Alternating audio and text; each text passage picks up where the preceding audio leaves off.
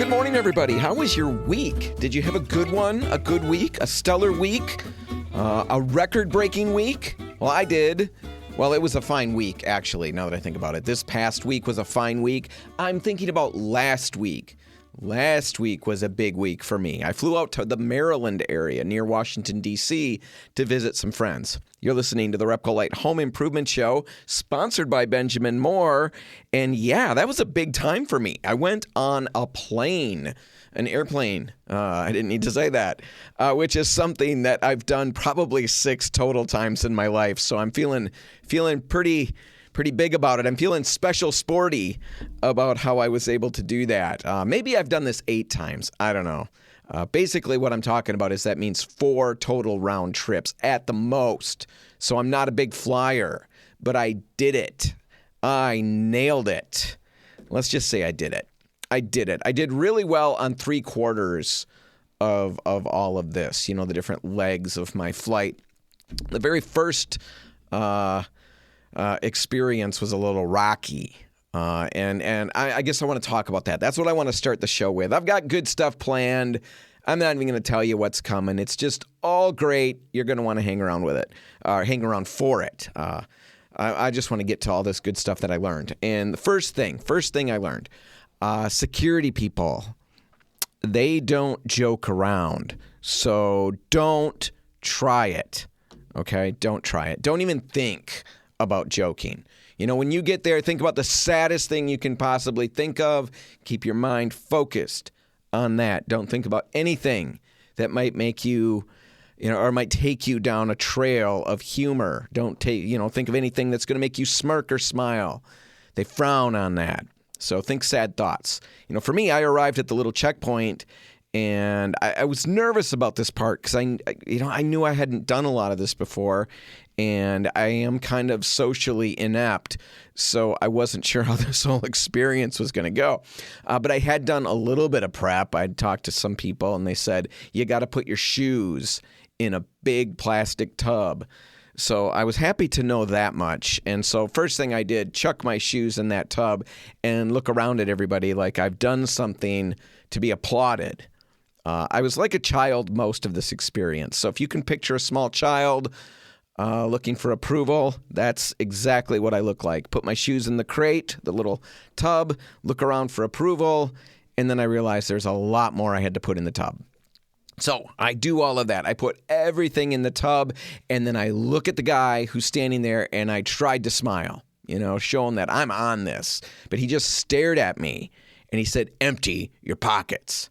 And then I laughed, and I said, I did. And then, first mistake, or first of many, maybe the 15th of many, I don't even know. I didn't start enumerating my mistakes. This is one of my mistakes. I proceeded to pat myself down police style, because I thought that had some comedic effect. I thought it would maybe lighten the situation. It did not lighten the situation. And on top of it, I discovered I had my phone in my pocket. So in my pat down, I discovered I've got something. So I pulled it out and I put it in a plastic tub and I said, I'm clean now. That's what I've seen on cop shows. They pat him down and they say, he's clean. Something like that. So I said that. Again, no response. He just stared at me. He said, your belt.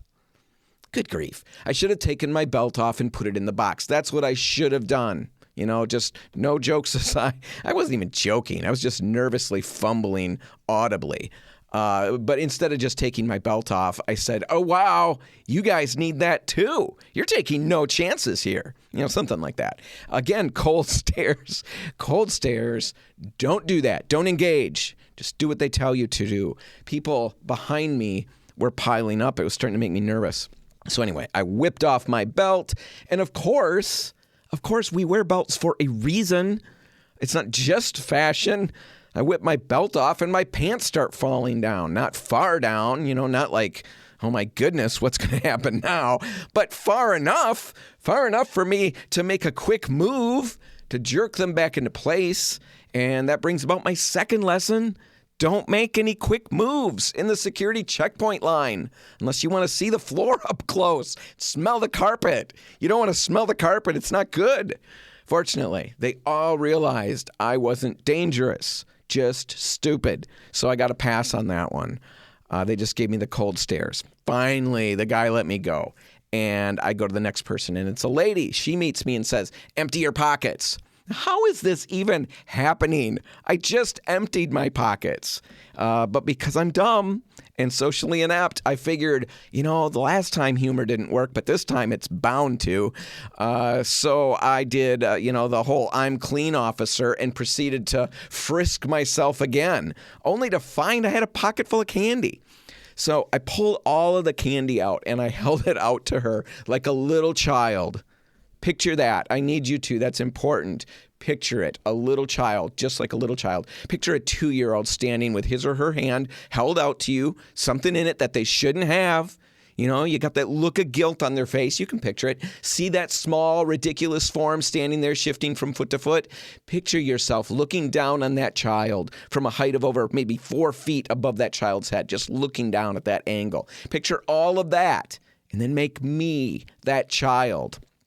That is exactly what I look like. She was so tall, and I was so short and nervous and shifty. Third lesson, no matter what, don't get shifty. It ratchets up their suspicion in a big way.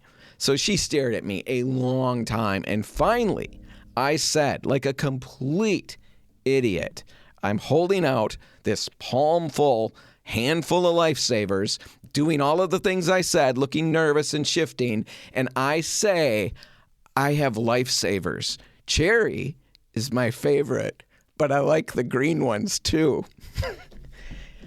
On top of all of that idiotic statement that, again, child would make, on top of all of that, my voice broke like I'm 12 or whenever it is puberty hits. I don't know, I'm still waiting, or maybe I'm in perpetual puberty. Anyway, they let me through, and I was better on the return trip. But man, my goodness, what a rocky start. Will I ever fly again? I don't know. I just wish I'd made a video of this experience so I could prove how ridiculous I was to everybody. Anyway, that's my story. That was my week not this past, but the week before, end of that week. And believe it or not, there's a paint point in all of that. And yes, it's a great big stretch. It works, but it's not like super smart. I'm just stretching here, but it was a fun story. So it's all good, right? I wanted to tell that story, and now I've got a pain point that we'll get to, and here it is. When you don't know how to do something or you're not familiar, it's daunting. You make mistakes, you get nervous, you don't enjoy any of it, and you maybe even put the whole thing off and just don't do it. But when you're familiar with how things work, when you have even just a little bit of good info, things aren't quite so bad. And I can't help you with flying and dealing with security, but most people, most normal people, most functioning adults don't need that help. So there's no real loss there. I can't help you with that. But I can help you with a common but pretty daunting paint project, painting the ceiling. I can give you the info you need to feel confident and to move through that without the nervous shuffling around from foot to foot. We're going to get to that in the next segment. So we're going to take a break. You stick around, stay right there, think about me in the security line, and then we'll come back and we'll talk about painting your ceilings. That's all next. Stick around.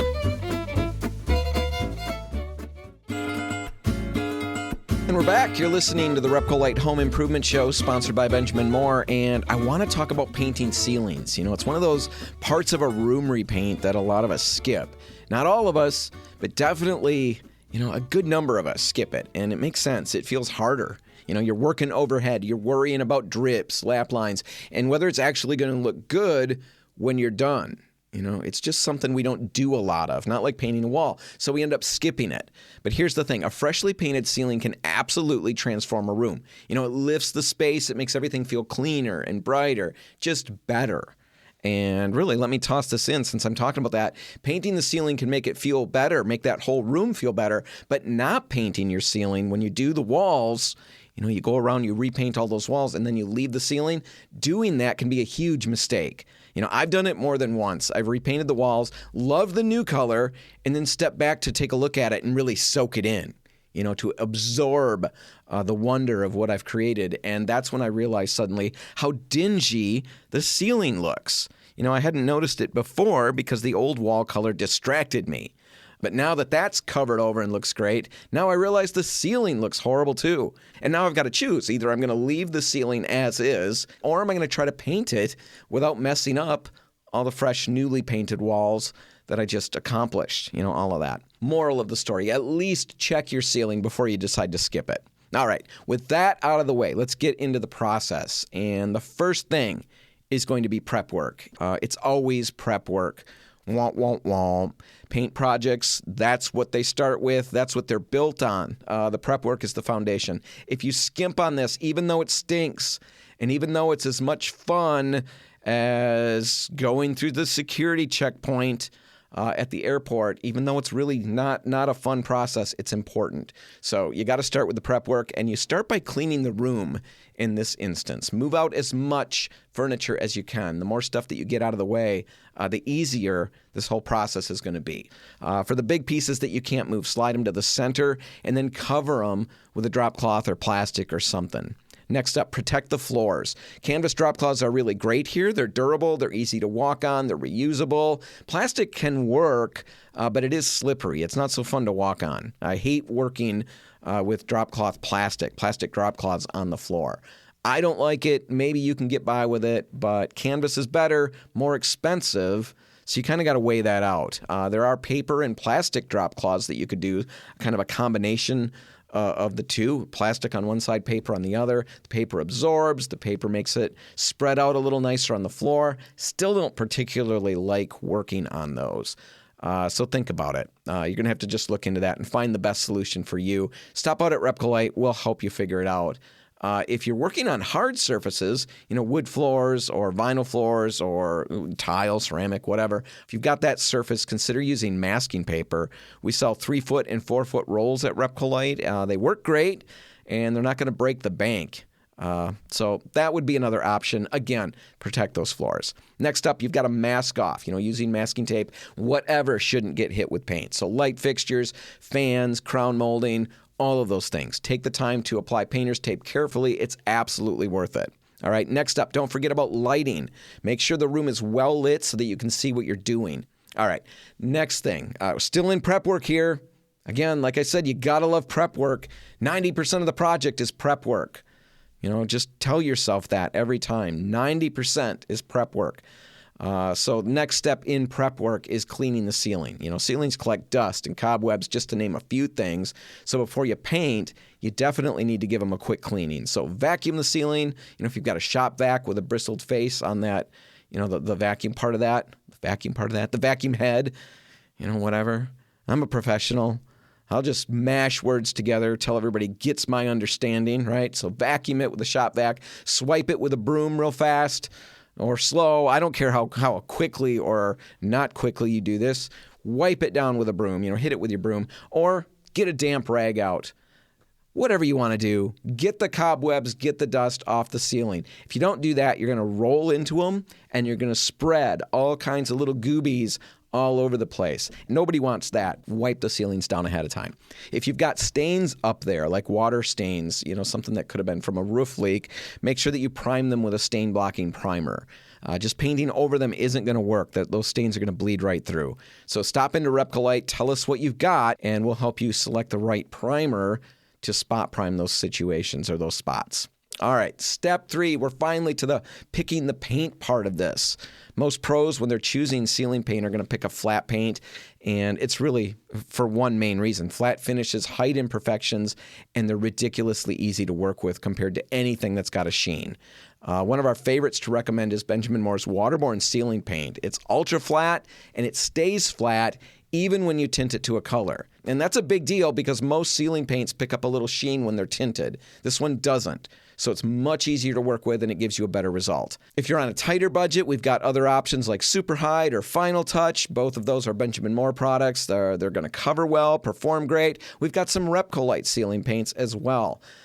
Get a good one. Even those more inexpensive ones that I'm talking about right there are still good ceiling paints. Get a good ceiling paint. Don't skimp on it. If you go cheap, you're going to feel it when you're partway through the job, and that's when it really stinks. All right, step 4, let's talk about the tools really quickly. Use 3/8 inch or 1/2 inch nap covers for smooth or lightly textured ceilings. If you've got a heavier texture on that ceiling, popcorn, knockdown, something like that, a 1/2 inch nap roller cover, maybe even up to a 3/4 inch nap, it depends. Definitely talk to us about that to make sure that you don't overdo it, but you don't want to underdo it either. So make sure you get the right nap roller cover. And seriously, you've got to use an extension pole on your roller. It's a back saver. It's a game changer. You're going to fly, speed-wise compared to using a ladder. I've run into people doing that. Don't use a ladder. Save the ladder for cutting in around the edges with a brush, but not for the main ceiling. Get that extension pole. Speaking of cutting in, you're going to do that first, and you're going to paint a 2 to 3 inch border along the ceiling where it meets the walls. That way, when you roll, you don't have to roll too close to the walls and risk smearing paint where it doesn't belong. All right, so that's the cutting in part. Now let's get to the rolling technique. And there are a couple of schools of thought here. Now, some painters work in 4 foot by 4 foot sections, especially in large rooms. You really just have to work quickly and keep a wet edge if you're going to do this. And keeping a wet edge means that you're rolling into the previous section while it's still wet. That helps you avoid lap lines. So 4 by 4 foot sections, that's one way to go. Another approach is to start in one corner and roll in long straight lines across the ceiling. Just side to side, line to line, work your way around the room that way. Overlapping each pass slightly as you go. And again, keeping that wet edge is key. That's going to give you that uniform look without the start and stop lines showing up in the lighting. Whatever method you use, you want to make sure that you're rolling towards your light source, like a big window. That's going to minimize the chance of lap marks showing up later. If your room is long or awkwardly shaped, talk to us at RepcoLite and we'll help you figure out which method makes the most sense for you. All right, last thing here. You don't need to sprint through the job, but you can't drag your feet either. If the paint starts drying before you finish blending it in, you're going to see it. So keep a steady rhythm, don't overwork the roller, and don't keep going back over dry areas. Some pros even turn the heat down a few degrees before painting. That can slow the dry time down just enough to give you a little extra wiggle room. Now, depending on the color you chose or just how everything shook out, you might need a second coat. If you do that, make sure that that first one is fully dry before you roll back onto it. And then when you're done, pull that tape off while the paint's still a little bit wet. That's going to help you get a good clean line and avoids tearing the fresh paint. Now, that's pretty much it, but here are some last-minute tips, to help you get the most out of this project. First off, don't overload your roller. Too much paint on that roller cover is going to just mean drips, spatters, and roller marks. So dip your roller, roll it around a few times in the tray to distribute the paint evenly, and then move to your ceiling. Second tip, when you're working on the ceiling, watch how you're using that roller cover. Make sure that you're keeping it flat against the ceiling and rolling in smooth, consistent strokes. Now, if you do find yourself putting a lot of pressure on the roller, you're doing it wrong. Don't try to squeeze every last inch of paint out of the cover. Let it walk along the ceiling and then refill it when necessary. Third, and this is my personal favorite, give yourself permission to be imperfect. Nobody's going to be laying on the floor staring straight up at your ceiling. So do your best, work clean, and don't sweat the small stuff. All right, there you go. Full breakdown on how to paint a ceiling like a pro, or at least like a well-prepared DIYer. If you've got more questions about ceiling painting, paint choices, roller naps, or anything else paint-related, swing by your local RepcoLite store and ask. We'll help you out. And one other thing to think about is maybe you heard all of that and you're thinking, I don't want to paint my own ceiling, or I've got other stuff in the house that is going to need paint, and maybe I should just hire somebody. If you're looking for somebody, go to RepcoLite.com, right on the homepage, right on that main header, we've got a Find a Contractor tab. Click that, fill out the form, and we'll get you 3 names of contractors in your area who'll do a great job. All right, let's take a break. When we come back, we'll be talking about how to decorate with neutrals like a pro. That's just ahead. Stick around.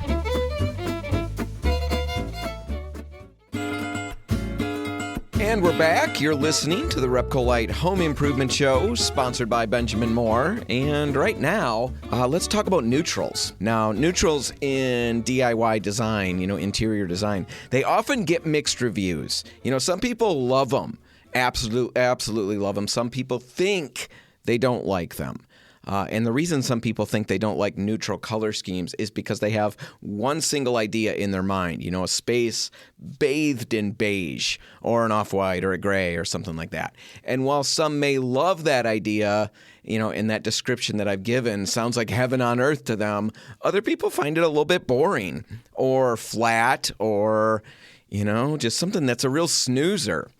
And really, when I think about it, I'm sure that we've all been in spaces where the use of neutrals, it really is profoundly bland and boring. The space feels lifeless, soulless. There's no personality there. It can be warm, it can be cool. It doesn't really matter which way it leans. It's just utterly boring, so ridiculously safe that the room doesn't really feel like anything.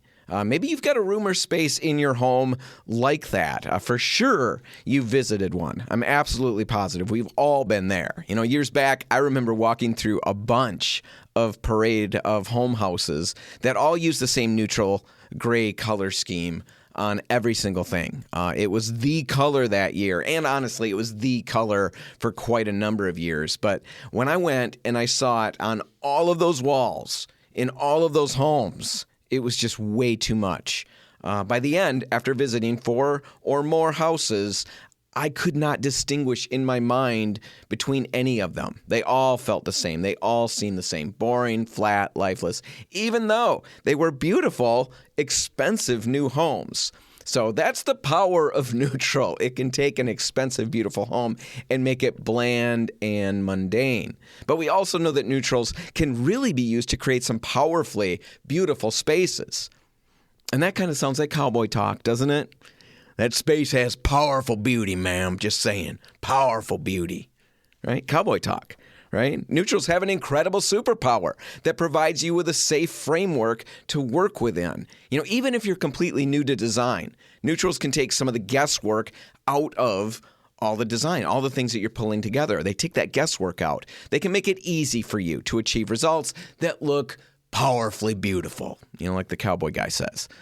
So how do you stay away from bland and boring? How do you dabble with neutrals and not go bland, not go boring, not go lifeless, not go soulless, but instead end up with that, powerful beauty that we were talking about? Well, to help us get there, let's start by looking at the concept of neutrals in general. We're going to explore their expansive and expanding palette. What exactly constitutes a neutral? We'll talk about that. And then we'll also dig into some strategies to use so that you can use them effectively in your homes and businesses. All right, first things first, let's define things this way. A pure neutral. Let's talk about pure neutrals. It's as basic as it gets. No strong undertones, no hidden surprises. We're talking white, black, gray, beige, sometimes brown. Depends. But, those main colors, these are the ones that just sit back and they kind of let everything else do the talking, right? They don't lean warm. They don't lean cool. They're just there.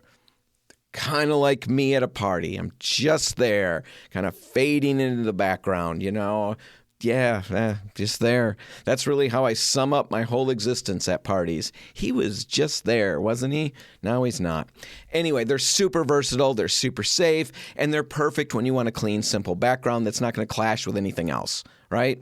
Those are pure neutrals. But the neutral palette is usually expanded to include near neutrals as well. And these are basically colors that have just enough personality to stand out. I'm not a near neutral. I'm a pure neutral. At a party, here, I don't know what I am. I'm over the top, amazing and exciting. But at a party, I'm a pure neutral. Other people, some of my children, are near neutrals. They've got just enough personality to stand out. But not so much that they take over the whole room, right? It's just a hint of color. Soft greens, dusty pinks, faded blues. Colors that are toned down enough that they still work as neutrals. Those are near neutrals. Now, as the years have gone by, the neutral palette has continued to be expanded to include earthy tones, muted hues, and desaturated versions of classic colors.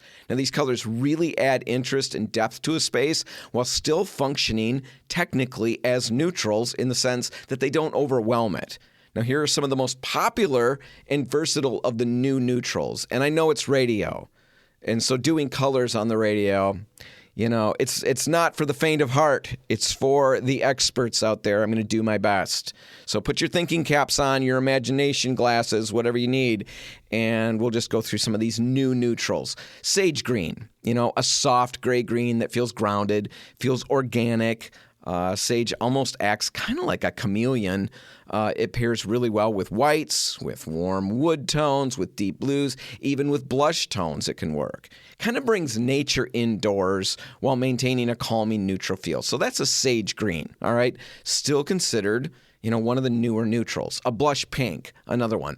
Kind of a dusty pink. It can read as neutral, when used thoughtfully. You've got to be a little careful with this one. It does add warmth and softness to a room, and it works especially well with natural wood, with charcoal tones, really good with charcoal tones, with olive greens, deep navies. So sage green, blush pink, navy blue. We talk about that on the show all the time. A deep blue, particularly navy or midnight blue, can function as a dark neutral. It grounds a space in a very similar way that, a black or espresso brown would. It offers richness without being stark, and it's often used on cabinetry, accent walls, upholstery, things like that. Charcoal grays, they're darker than typical grays, but they're softer than blacks, so you're going to get this sophisticated alternative for modern or industrial type interiors. These colors are going to offer some depth. Pair them with warm and cool accents, that works well, and they'll highlight texture beautifully. So that's charcoal grays. Terracotta and clay tones, these are muted versions of rust. They're going to function as earth tone neutrals, especially when they're used in textured materials like plaster, ceramic, or matte paint finishes. These hues bring a soft sun-baked. That sounds really nice this time of year, doesn't it? Sun-baked warmth. I'd sure love to be sun-baked. I'm hung up on that word. I wish I hadn't written it into my notes. Sun-baked.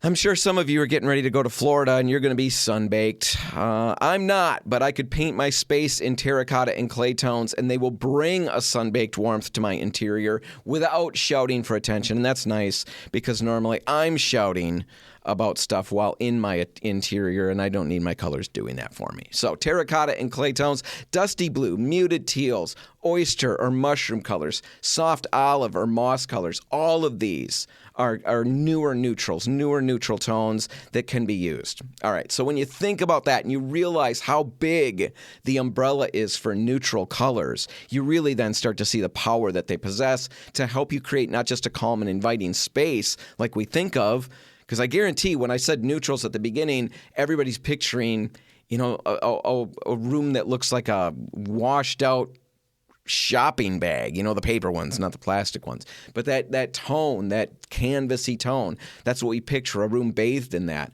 Well, neutrals really expand. The palette is very large and includes a lot of different tones. And when you think about that, you see all the power they bring, not just to create that calm, really inviting space, which they will do, but also a space that's filled with depth, warmth, and even sophistication.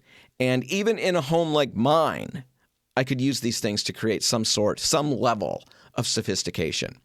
Basically, you can use them to create a space that's got powerful beauty, right? Like the cowboy talked about earlier. All right, how do you do that? We just covered all the neutral tones. How do you actually use them to pull that off in your own design? Well, let's get practical and dig into some tips and tricks to working with neutrals so you can achieve the results that you want. That's coming up after a break. Stick around.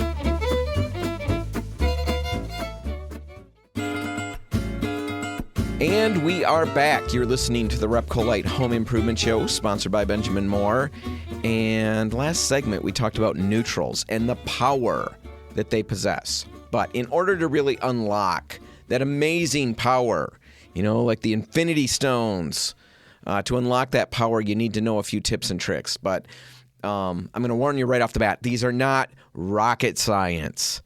And it shouldn't surprise anybody out there. Of course, they're not rocket science. I am giving them to you. These are low-hanging fruit, I assure you, low-hanging fruit. And if you've ever seen me, you know I'm talking the lowest hanging fruit.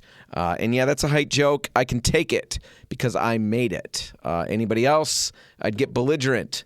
But I can make fun of myself. I can roll with that. Anyway, that's not to say that all these ideas, because I got way off track there with the short joke. I was making a joke that these are low-hanging fruit, but that's not to say, that's how the transition should have worked. That's not to say that these ideas won't work. In fact, everything that I'm going to spell out is going to help you achieve high-end professional results, no matter what your design skill set is.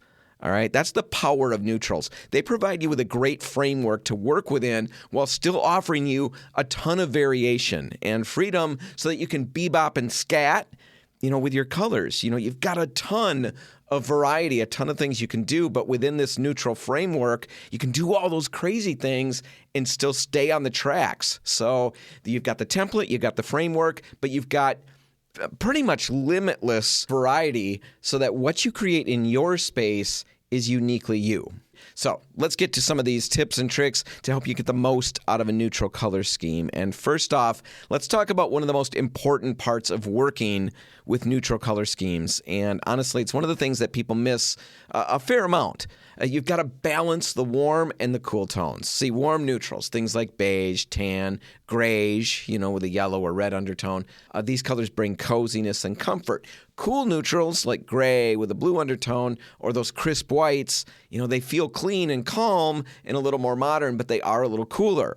And it's easy to build a color scheme around one or the other, warm or cool. But the real trick to taking your neutral color scheme to a more professional level is to mix the color temperatures intentionally, to keep a balance.